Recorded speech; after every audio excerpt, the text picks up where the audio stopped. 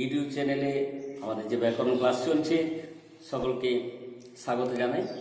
আমাদের বাক্য আলোচনা প্রসঙ্গে আজকের মূল আলোচ্য বিষয় হচ্ছে বাক্যের অর্থের ভিত্তিতে অর্থাৎ অর্থগত দিক থেকে শ্রেণীবিভাগ দেখানো।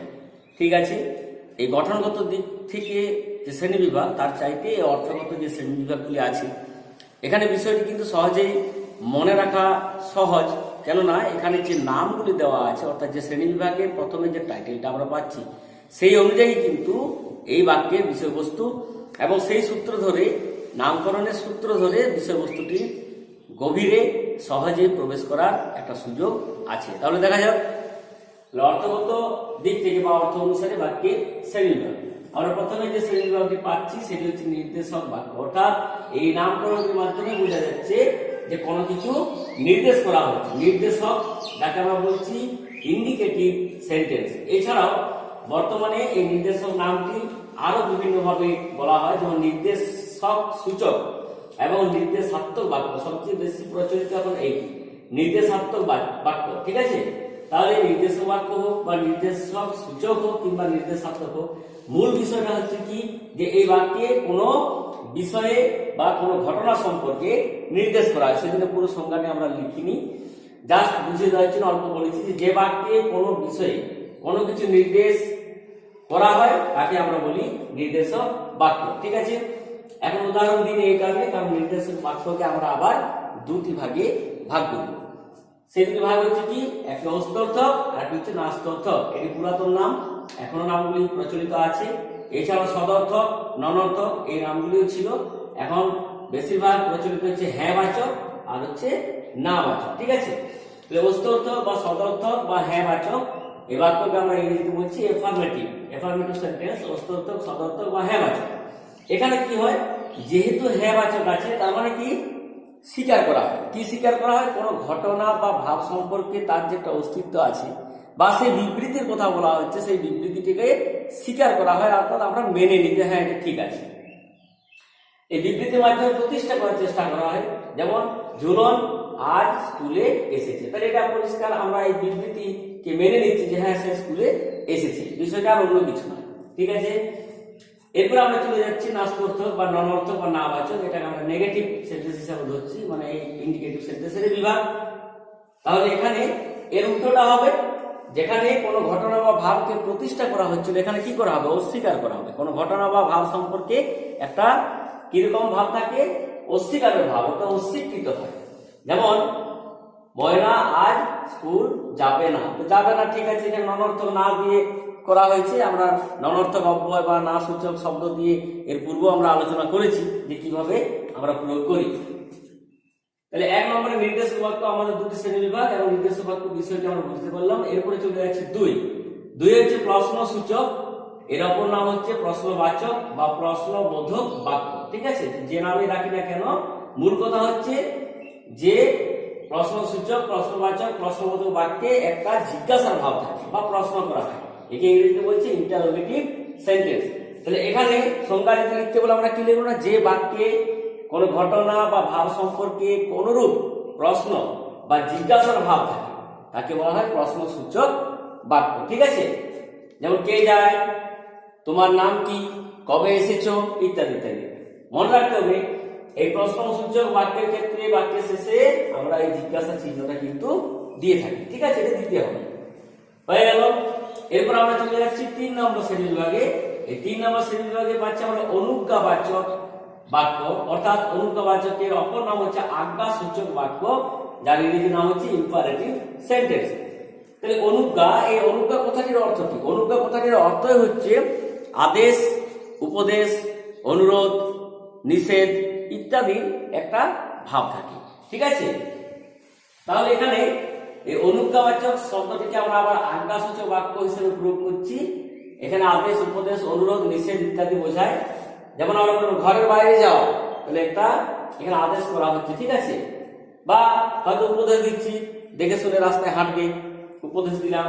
নিষেধ করছি যে বজ্র বিদ্যুৎ হচ্ছে, বৃষ্টি পড়ছে, বাইরে বেরো না। ঠিক আছে, আমরা নিষেধ করছি। এরকম যদি ভাব থাকে তাহলে সেই বাক্যকে আমরা বলছি অনুজ্ঞাবাচক বা আজ্ঞাসূচক বাক্য। ঠিক আছে। এরপর আমরা চলে যাচ্ছি ইচ্ছা সূচক বাক্যের ক্ষেত্রে। ইচ্ছা সূচক বাক্য অর্থাৎ অপটেটিভ সেন্টেন্স। ইচ্ছা বিষয়টা পরিষ্কার বলে দেওয়া হচ্ছে যে মনের একটা ইচ্ছা, মনে এমন কিছু ভাব আছে, হয়তো আমার একটা কোনো ইচ্ছা রয়েছে, সেই ইচ্ছা নিয়ে যদি সেই বাক্যের মধ্যে আমরা প্রয়োগ করি কোনো বাক্য, তখন তাকে আমরা বলছি ইচ্ছা সূচক বাক্য। ঠিক আছে। এখানে মূলত কি হয়, মনের একটা শুভ বা অশুভ ইচ্ছা থাকতে পারে কিংবা অভিপ্রায় এখানে কাজ করে এই বাক্যের মধ্যে। শুভ অশুভ ইচ্ছা বা অভিপ্রায়। যেমন সারাদিন আমি যেন ভালো হয়ে চলি। ঠিক আছে, এটা একটি কবিতার লাইন। মদন মোহন তরকারের কি আছে, সকালে উঠে আমি মনে মনে বলি নাকি সারাদিন আমি যেন ভালো হয়ে চলি। তাহলে মনের একটা ইচ্ছা এখানে প্রকাশিত হয়েছে যে আমি যেন সারাদিন ভালোভাবে চলতে পারি। ঠিক আছে। এরপর আমরা 5 নম্বরে চলে যাচ্ছি। 5 নম্বর পয়েন্ট হচ্ছে কার্য কারণাত্মক বা শর্ত সাপেক্ষ বাক্য। এই কার্য কারণাত্মক বলে প্রত্যেকটা কাজের একটা কারণ এখানে দর্শানো হয়, সেই সঙ্গে আছে শর্ত সাপেক্ষ বাক্য। ঠিক আছে। তো শর্ত আরোপ করা হয় এই বাক্যে। তাহলে মূল কথা হচ্ছে যে বাক্যে তার বিভিন্ন অংশের মধ্যে কি থাকে, একটা শর্ত স্বীকৃতি, শর্ত স্বীকৃতি বা একটা নিয়মের সম্বন্ধ স্থাপিত হয়, তাকে আমরা বলছি কার্যকারণাত্মক বাক্য। যেমন যদি কবিতাদি আবৃত্তি করেন তবে চন্দনাও আবৃত্তি করবে। তাহলে কবিতাদির সঙ্গে চন্দনার এই সম্পর্ক এবং একটা কার্যকারণ সম্পর্ক, এটা শর্ত আরোপ করা হচ্ছে যে সে আবৃত্তি করলে আমিও আবৃত্তি করব বা গান করবো ইত্যাদি ইত্যাদি। ঠিক আছে। তাহলে আগে বলেছি যে প্রত্যেকটি যে আমরা নামগুলি পাচ্ছি এখানে অর্থগত অনুযায়ী যে শ্রেণীবিভাগ করা হয়েছে, তার নামকরণের ভিতরে কিন্তু বিষয়বস্তুটি লুকিয়ে আছে। তো সেই মতো সংজ্ঞাটা লিখে দিলেই যথেষ্ট, শুধু একটি দুটি করে উদাহরণ মনে রাখলে চলবে। এরপর আমরা চলে যাচ্ছি সন্দেহবোধক বা সন্দেহদ্যোতক বাক্য। অর্থাৎ এখানে এই শ্রেণীর বাক্যে কি থাকে, একটা সন্দেহ ভাব থাকে, সেই জন্য নামকরণ করা হয়েছে সন্দেহবোধক। সন্দেহ ছাড়াও সংশয় অর্থাৎ একই ব্যাপার, অনুমান, অনিশ্চয়তা ইত্যাদি প্রকাশ পায়। তাহলে সন্দেহ, সংশয়, অনুমান, অনিশ্চয়তা ইত্যাদি যে শ্রেণীর বাক্যে প্রকাশ পায় তাকে সাধারণভাবে আমরা বলছি সন্দেহবোধক বা সন্দেহদ্যোতক বাক্য। তো এখানে এই সন্দেহবোধক বা সন্দেহদ্যোতক বাক্যটা আমরা কিভাবে তৈরি করি? সাধারণত নির্দেশাত্মক বাক্যের সঙ্গে একেবারে প্রথমেই যে বাক্যের কথা আমরা বলেছি নির্দেশক বা নির্দেশাত্মক বাক্য, যাকে যে বাক্যের দ্বারা কোনো কিছু ঘটনা বা বিষয়বস্তু সম্পর্কে নির্দেশ করা হয়। তো সেই নির্দেশাত্মক বাক্যের সঙ্গে হয়তো, বুঝি, সম্ভবত ইত্যাদি যোগ করে এই বাক্য তৈরি করা হয়। তাহলে এই বিষয়গুলি থাকে, হয়তো, বুঝি, সম্ভবত ইত্যাদি যোগ করে এই বাক্যটি গঠন করা হয়। তাহলে মনে রাখা অনেক সহজ। কোন শ্রেণী বাক্যে? সন্দেহবোধক বা সন্দেহদ্যোতক বাক্যে। যেমন লোকটা বুঝি বোবা, এখানে কিসের ভাব আসছে? অনুমান ভাব আসছে। ঠিক আছে। হয়তো আজ বৃষ্টি হতে পারে, একটা সংশয় প্রকাশিত হচ্ছে বা সন্দেহ প্রকাশিত হচ্ছে। আমার কাকা আজ কলকাতা যেতে পারেন বা আসতে পারেন, এখানে একটা অনিশ্চয়তার ভাব, আসবেন কি না জানি না, তাহলে অনিশ্চয়তার ভাব থাকছে। এই শ্রেণীর বাক্যকে আমরা বলছি সন্দেহদ্যোতক বা সন্দেহবোধক বাক্য। ঠিক আছে। তারপরে চলে যাচ্ছি বিস্ময়বোধক বা বিস্ময় আদিবোধক। এর অপর নাম হচ্ছে আবেগবাচক বাক্য, যেটাকে আমরা বলছি ইন্টারজেক্টিভ সেন্টেন্স। ঠিক আছে। অনেকগুলি নাম, যে নামে বলি না কেন বিষয়টা একই। এখানে কি হয়, এই শ্রেণীর বাক্যে বিস্ময় থাকে, উচ্ছ্বাস থাকে, শোক, করুণা, ভয়, আবেগ, প্রশংসা ইত্যাদি থাকতে পারে। তাহলে যে বাক্যে বিস্ময়, উচ্ছ্বাস, শোক, করুণা, ভয়, আবেগ এবং প্রশংসার ভাব থাকে তাকে আমরা বলছি এই আবেগবাচক বাক্য বা বিস্ময়াদিবোধক বাক্য বা বিস্ময়বোধক বাক্য। ঠিক আছে। যেমন আমরা বললাম যে বাহ কি চমৎকার দৃশ্য, এটা বললাম। ওরে বাবা আমি যাবো না, হয়তো ভয় পেয়েছি, ওরে বাবা আমি সেখানে যাবো না। ঠিক আছে। প্রতিটি বাক্যের শেষে এই বিস্ময়সূচক চিহ্নটি কিন্তু প্রয়োগ করতে হবে। যেমন প্রশ্নসূচক বাক্যের ক্ষেত্রে আমরা জিজ্ঞাসা চিহ্ন দেখিয়েছি, এখানে কিন্তু এই বিস্ময়বোধক চিহ্নটি দিতে হবে। ঠিক আছে। প্রতিটি বইয়ে সাধারণত দশম শ্রেণীর যে সিলেবাসে আলোচনা করা হচ্ছে বাক্য সম্পর্কে, তার অর্থগত দিক সম্পর্কে, সেখানে কিন্তু অর্থগত দিক থেকে মোট 7টি কিন্তু শ্রেণীবিভাগ দেখানো হয়েছে। আমরা এখানে 8টি দেখাচ্ছি কি জন্য? এখানে 8 নম্বরে আমরা বলছি যে প্রার্থনা সূচক বাক্য।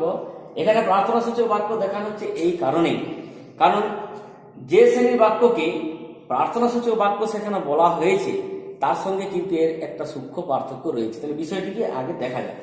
এই প্রার্থনা সূচক বাক্য কাকে বলে? না, যে বাক্যে প্রার্থনা, চাহিদা ইত্যাদি জানানো হয় সেটাই হচ্ছে প্রার্থনা সূচক বা প্রার্থনা বোধক বাক্য। ঠিক আছে। তো এই ধরনের বাক্যে ক্রিয়াপদে অনুজ্ঞা ভাব থাকে, ঠিক আছে। অর্থাৎ প্রার্থনাসূচক বাক্যকে আমরা আলাদাভাবে শ্রেণীবিভাগ করছি এই কারণে যে এই শ্রেণীর বাক্যে যে ক্রিয়াপদ আছে সেই ক্রিয়াপদে একটা অনুজ্ঞার ভাব কিন্তু থাকে। তাহলে অনুজ্ঞা ভাব কোনটা? আদেশ, অনুরোধ, ঠিক আছে, নিষেধ ইত্যাদি ইত্যাদি।